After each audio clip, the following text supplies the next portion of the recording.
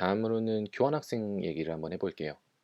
제가 생각했을 때 제가 개인적으로 연세대학교에 진학해서 얻을 수 있었던 최고의 이점은 교환학생이었다고 생각을 합니다. 교환학생 제도는 뭐냐면은 우리 학교와 자매결연을 맺은 상대 학교에서 학생을 1대1로 트레이드를 하는 거예요. 우리 학교에서 그쪽 학교로 한 명을 보낼 수 있고 동시에 그쪽 학교에서 우리 학교로 한 명을 보낼 수가 있는 거죠. 이렇게 하게 되면은 그 학생은 상대 학교에 가서 한 학기 혹은 1년 동안 수업을 들을 수 있게 됩니다. 단순히 수업을 들을 수 있는 것뿐만이 아니라 거기에서 들은 수업은 우리 학교에서 들은 걸로도 인정이 되고요. 그렇기 때문에 졸업이 늦어지지도 않고, 그리고 운이 좋다면은 그 학교에서 연구실 인턴, 대학원 연구실 인턴을 할 수도 있고, 혹은 현지에서 인턴 기회를 잡을 수도 있어요. 모든 학교가 사실은 꽤 많은 학교가 교환학생 제도를 가지고 있긴 하지만 명문대일수록 해외 명문대와 연계가 많이 되어 있습니다. 특히 연세대학교 같은 경우에는 국내에서 가장 큰 교환학생 네트워크를 자랑을 하는데요. 아이브리그인 유펜이라고 하면은 University of Pennsylvania, 펜실베니아 대학교예요. 혹은 다트머스, 그리고 시카고 대학, 버클리 대학, UCLA, 홍콩대, 동경대, 싱가포르 국립대와 같이 수많은 각국의 명문대에서 공부할 수 있는 기회를 제공을 합니다. 그래서 뭐 유럽 중에서도 굉장히 많은 나라, 예를 들어 영국, 프랑스, 독일, 그리고 미국, 호주, 그리고 여러 아시아, 그리고 다른 나라들에서도 수백 개의 학교에서 우리 학교 학생이 가서 공부를 할 수 있는 기회가 제공이 되는 겁니다. 그런데 중요한 거는 그 학교의 등록금이 아니라 연세대학교의 등록금만 낼 수 있다는 거예요. 이건 정말 엄청난 이점입니다.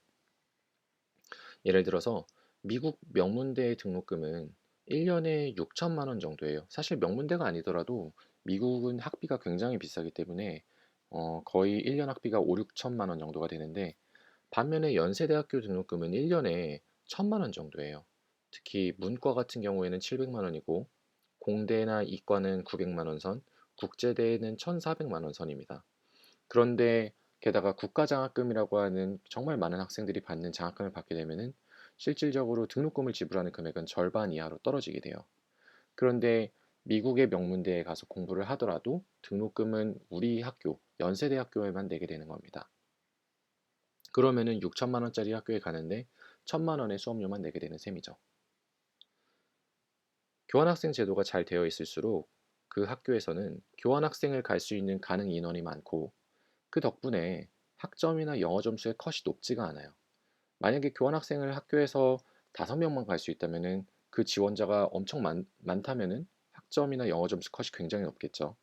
하지만 연세대학교 같은 경우에는 교환학생 갈 수 있는 인원이 굉장히 많아요. 그래서 사실상 나가고자 한다면 웬만하면 나갈 수가 있습니다. 학점과 영어 점수 컷도 명문대라면 높지만 그냥 저냥 괜찮은 학교를 간다면은 그렇게 높지도 않아요. 그리고 국내에서 가장 좋은 상대 학교의 풀을 제공을 하죠. 저 같은 경우에는 미국에 있는 UC 샌디에고라는 컴퓨터과학 명문대에서 1년 동안 공부를 하다 왔고, 저뿐만 아니라 많은 학생들이 교환학생을 다녀오면은 다들 인생에서 가장 행복했던 순간이라고 얘기들을 많이 해요. 그만큼 자유롭게 공부하고 낯선 환경에서, 해외에서 많은 친구들을 사귀면서 공부할 수 있는 기회가 인생에 한 번밖에 없기 때문이죠.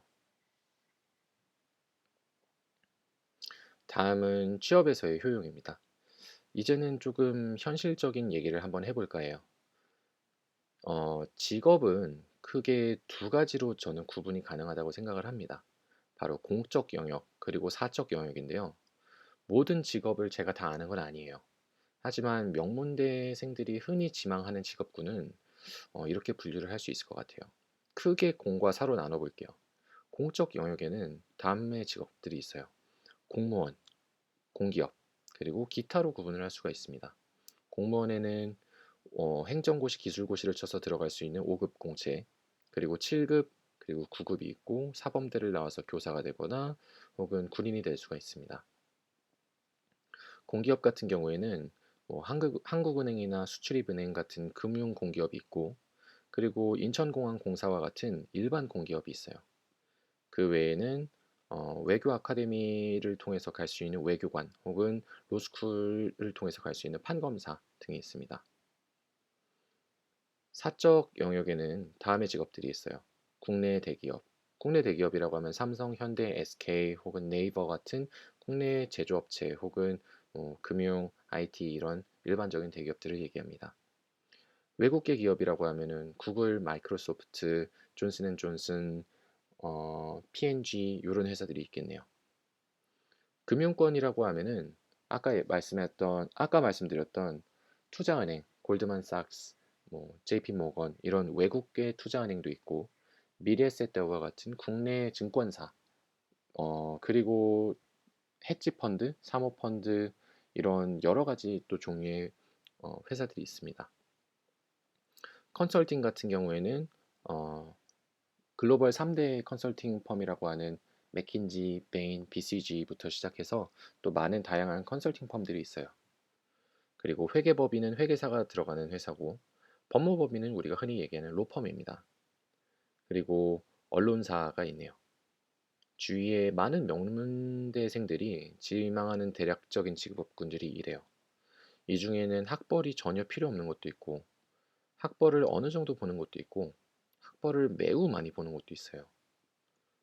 공적 영역, 아까 얘기했던 공무원, 공사 같은 공적 영역은 거의 대부분 시험으로 채용이 되기 때문에 학벌이 의미가 없습니다. 마치 정시에서는 출신 고등학교가 거의 의미가 없는 거랑 마찬가지죠.